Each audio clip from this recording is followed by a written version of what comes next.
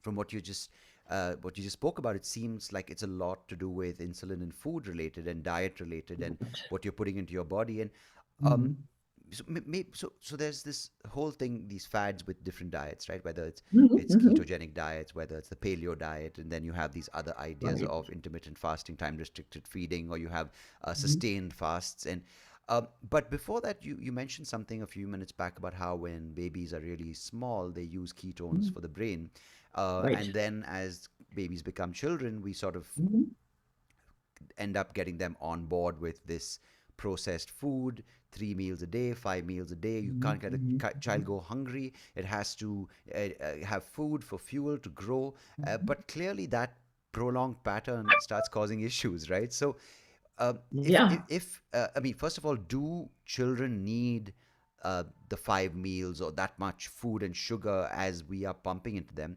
And if Mhm. not, why aren't we correcting our ways with evidence being presented constantly now with what Mhm. insulin or insulin resistance can do? And Mhm. why is it so hard to communicate to people to eat less? Yeah, yeah, yeah. Yeah, that is a great question. Yeah, like here in the US, it's, there's been this dogma for about, 40 years at least to eat a low-fat diet. And Mm, to me, it's kind of appalling that, well, human breast milk is 50% fat, and mm, it's something like at least half of that is saturated fat. mm. And some of those are medium chain triglycerides that are converted to ketones in breast milk, so the baby gets it from their own fat and from the breast milk, these ketones. So then here in the US, when a baby weans from the breast, the formula has a little less fat, but still, close to breast milk.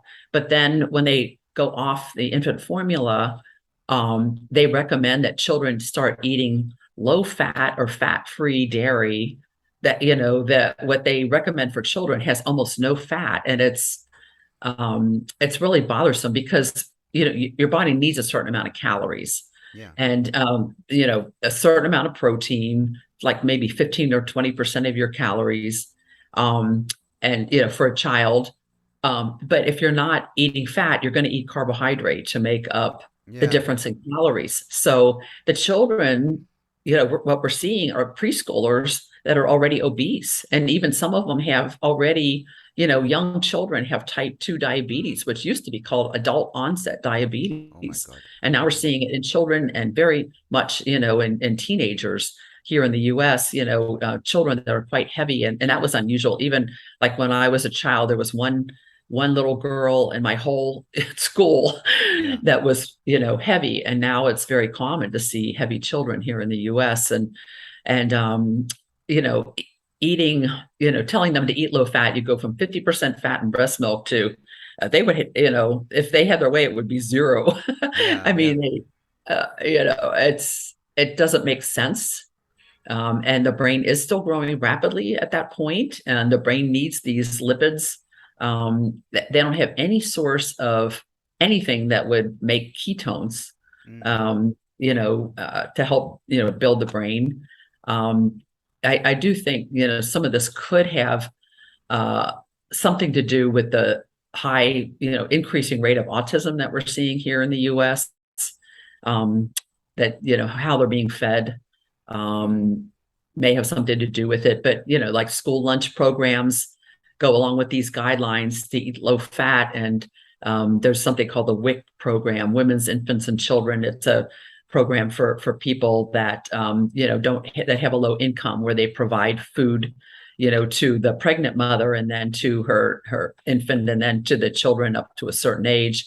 And it's these low fat guidelines, low fat dairy, low fat yogurt, fat free, Oh God. Mm. and so something's gotten very confused. And um, every 5 years they put together these dietary guidelines for Americans, and for adults and children, and they keep coming back to the same, you Yeah. know, um, there's so many external forces, industry forces, the sugar industry, the oil industries, you know, various industries that are involved, and the people are lobbied, that are involved in these committees, and then they perpetuate these guidelines, even though it's pretty clear that health, of Americans, obesity, diabetes has been escalating, dementia has been escalating right along with it, Mm. autism has been increasing, all of these problems, and it's like, could you think it has something to do with the way we're eating, the way you're guiding us to eat here in the U.S. And then when they started with all of these low fat, fat free guidelines, food manufacturers go along with that, and they make a huge amount of reduced fat cheese, reduced fat this, skim milk, Vegan um, cheese. Yeah. and so many snacks, Yeah. so many snacks that are all carbohydrate. They're being touted as healthy because they're low Yeah. in fat, but Yeah. they're very high in carbohydrate and sugar and added sugars, and a lot of them have, for example, high fructose corn syrup, which Mm. came along in the 1970s, and so much of processed American food has high fructose corn syrup, and fructose. It's a sugar that's found in fruit, but it's even more concentrated in a lot of Yeah. these processed foods. It's very, very damaging. And for example, there's something called advanced glycation end products. So Mm. this is, it comes from if your glucose level is too high, but if you're eating fructose, it's like 10 times more likely to happen. But it's kind of like, if you're cooking food and you want to caramelize something, Mm. so you add sugar to a fat or protein, and it will brown it, it will caramelize it, and it's a process sort of like that. Like when you constantly have a high sugar level in your body, and especially if you throw fructose in there as that sugar, Mm. your body starts, the sugars will attach to proteins and fats and even DNA and RNA in your body, and it Ah, so forms we're all these heading towards products. becoming caramel puddings. Yeah. Yes. Especially So, when I'm living in India with the summer heat, or maybe even like now in California with the wildfires, you're gonna have some. yeah, yeah, yeah. So these uh, sticky substances form, and they're very inflammatory. They kind of muck up everything. Even insulin can mm, become, they call it glycated. It can be attached to sugar, and it can affect how the insulin functions. become like a And sludge almost. Yeah, yeah. it's, yeah, like sludge, and this can happen like in any tissue. It can happen in the eyes and the kidneys, and so people that have diabetes, many of them are, they don't even get good instruction, much less are they told to reduce the carbohydrate. They might be told some obvious things with their diet, but they're not instructed necessarily to, that if they could greatly reduce the amount of sugar in their diet, they might not need as much medication. They might not need to go on insulin at some point. They could actually get their blood sugar back in the normal range again. Yeah. But instead, they're given medications, and then over time, this gets worse and worse and worse. And they need more medication. Eventually, many people with type 2 diabetes need insulin because their pancreas is just completely worn out. It's not making it anymore. Um, and then they develop all these complications that are related from having this high blood sugar level all their life, all this inflammation. It's a really common cause of, it's one of the top causes of blindness as a person gets older. Kidney failure. Many people have developed problems with their skin, where the circulation to their, the skin deteriorates. They can get infections in their feet and toes, peripheral neuropathy. The nerves don't function. They get numbness, tingling, burning in their hands and their feet. And, so this is, what happens if you develop, diabetes. You don't control your blood sugar very, very carefully over time. Many people develop complications later in life. And here in the US, when you get to be age 75, 3/4 of people either have diabetes or pre-diabetes already, Mm. And at you know age what's happening there 75. is coming here times like tenfold, because the industries that you were talking about, oil, sugar, pharma, Mhm. they see India and countries like India third world developing countries, um, Mhm. because a lot of people were denied the opportunity of having these foods which were seen as Mhm. gifts from the West, right? Like cookies and Yes. ice cream and soda Yeah. and sugar pops Yeah. and all Yeah. these rich chocolates. And of course, I'm not pointing Mhm. fingers. I'd love a Twix growing up or Mhm. a Snickers, and Yeah. it's Yeah. Me but too. it's amazing, right? But now you see the scale with um, Mhm. you go to any sort of shopping app, like a grocery app, like it Mhm. the cheapest things, or like if you scale it to an Indian price point, you can get, Mhm. you go, the first things that pop up on shopping apps or food delivery apps are like the processed stuff, be it the fast food options, or be it Mhm. fries, or be it like, and the number of kind of savory options, not savory, sorry, like the pastry options.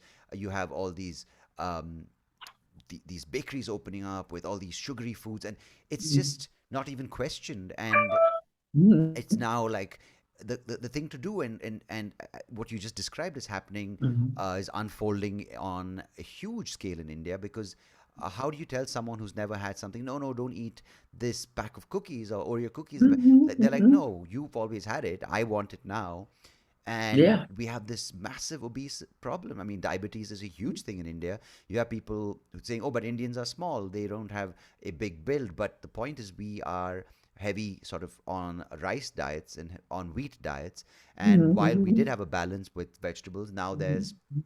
vegetables or Mhm. meat or fat. We used to cook in fat. Now it's only cooked in sort of like the food's cooked in predominantly in vegetable seeds oil, which is Mhm. unsaturated fat, which has also got its own evils. And you just see this sickness coming up. And I'll give you just an example of where I'm coming from, because Mhm. I'm genetically predisposed to having issues with my cholesterol. Because my granddad had it, Mhm. a lot of my family has it, and as a result, I have high triglycerides, and everyone around me is like, "Oh, it's because you were a smoker and you drink." I'm like, "Of course." So Mhm. I reduced smoking, and then I gave up smoking, and I tried watching my drinking, and but then it didn't go down, right? So then the doctor Mhm. put me on statins last year, and I was like, okay, let's Mhm. try this. And Mhm. started getting body pain, started feeling all sorts of things. And Mhm. then I was like, you know what? There should be a better way, because I'm going to be 40 this year, but there's no reason to get on statins at Mhm. this age. So, Mhm. and I've seen a lot of my cousins who are older than me on statins for 25, Mhm. 30 years, and the consequences of that, right? Yeah. It Yeah. takes a hit on your joints, on your bone density, on your Mhm. kidneys, on your liver. Mhm. So Mhm. I Oh, started and they increase your risk of developing insulin resistance of diabetes. diabetes. So Statins do. I said to myself, let me try time restricted feeding. So ever since Yeah. February, for the most part, it's been a minimum of a 16-hour fast, but I go up for at least, I try to go up for 80% of the time to 90% of the time. I do a 21-hour fast, and I Oh try to yeah. eat in a 3-hour window. And I don't know, I Yeah. haven't measured my levels in a year, but I feel like I'm feeling better. So within those 3 hours, I have a couple of things to eat. I also have a beer or I have a glass of wine, and I feel like my Yeah. entire day is packed into those 3 hours of calorific intake, and I feel Yeah. good. Maybe 3 hours or Yeah. 4 hours, but between 3 and 6 hours. But I feel like also it's a relief in my head, going, you don't have to think constantly Mhm. about what to eat next, right? Yeah. you Right. know Right. and I Yeah. feel Yeah. good. So I don't know. Is that Yeah. something? I don't know if you want to recommend a diet, but is that something which Mhm. is a path that people can explore to see how their bodies react to less food intake? Yes, yes. And that's something that is being studied, time restricted eating, overnight fasting, having periods of fasting, that type of thing. And there's different ways to do it. And like that's something I talk about a lot. I write about it. So, people, for example, could start with a 12-hour overnight fast. Don't get up during the night and eat something. Yeah. Um, basically, and reducing carbohydrates helps a lot too, because the carbs, it seems to make you crave more carbs. When you eat carbs, your insulin level can spike up, especially like refined sugars, things with refined sugar, added sugar in them. Your Mm, insulin level spikes, and when it comes back down, which it will, you get hungry again. So mm, that's why people who eat a lot of carbs tend to be hungry, hungry, hungry all the time and thinking about their next meal. mm, So reducing the carbs is a big part of it, adding more healthy fats to the diet. But if you start maybe with a 12-hour overnight fast and limit your eating to 12 hours, but then try to move it to 14 hours and then 16 hours. Many people, find it pretty easy to do a 16-hour fast overnight and then eat during an 8-hour window. And then, you can narrow it to 6 hours. In your case, you've narrowed it to 3 hours, which is really amazing.